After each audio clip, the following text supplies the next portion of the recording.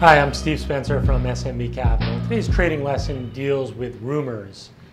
Rumors move stocks every single day, and I want to talk to you a little bit about the risks involved with trading off of a rumor. So, first of all, the vast majority of rumors that we see turn out to be false. How do we know that? We hear rumors every single day, stocks move, and the stocks revert back, and nothing ever happens.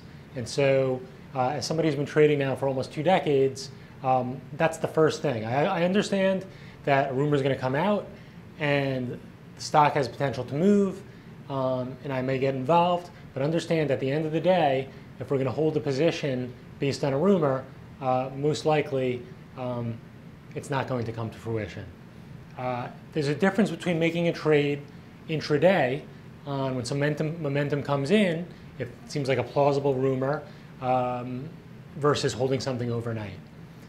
Many parties, like, why are there so many rumors? Because money's at stake. When money's at stake, people are very motivated. And so there's thousands of people making bets that stocks are going to go up. There's many people, professional traders, making bets that stocks are going to go down.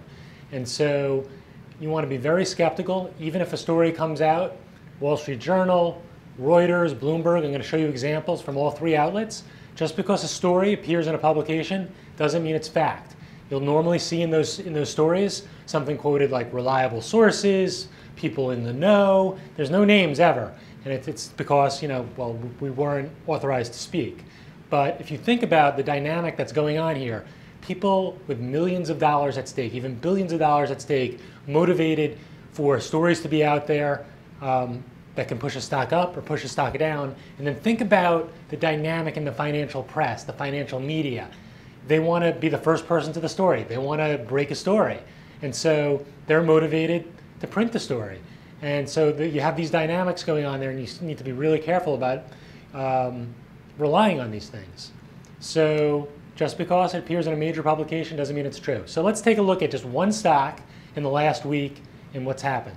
So last Friday, a story came out in the Wall Street Journal that Whiting Petroleum was seeking a buyer.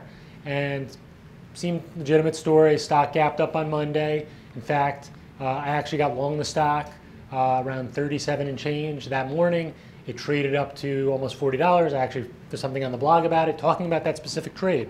So market believed the story. They took it up to $40, which had been resistance the prior week. Nice trade, out of the stock. So we go along during the week, and we get to Friday morning. We come in Friday morning, there's a story in Reuters. Whiting aims to only sell specific assets and not the entire business. The stock actually gaps down Friday morning to around $36 a share. So, who would be motivated in saying that the entire company is not for sale?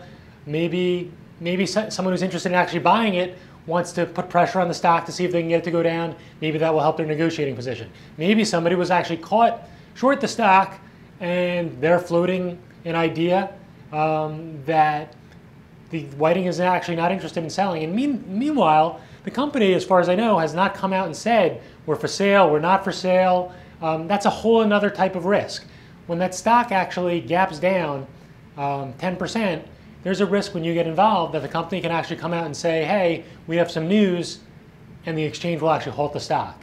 And there's nothing worse than when you're an active trader when a stock actually gets halt. Halt risk means you can't get out of the position. So whether you're long or short, you're beholden to what happens when it opens back up. In this case, it wasn't halted. It drifted down lower the rest of the day. And right at the end of the day, literally right before the market closed, a story comes out. Shale producer Whiting draws Exxon, others as suitors. And so right at the end of the day, the story comes out. What happens? Boom, it pops right back up to $40 a share. And they actually halt it because in the exchanges, if a stock moves 10% in less than 10 minutes, it's a volatility halt. And so now anybody who had orders in right at 359 and got long or short or whatever, 37, 38, you can see that large spike. Now it's halted. They don't know what to do. Well, luckily, the exchange actually opened it up right after the close, and it opened at 41, and last I looked at it, sold down to about $39 a share.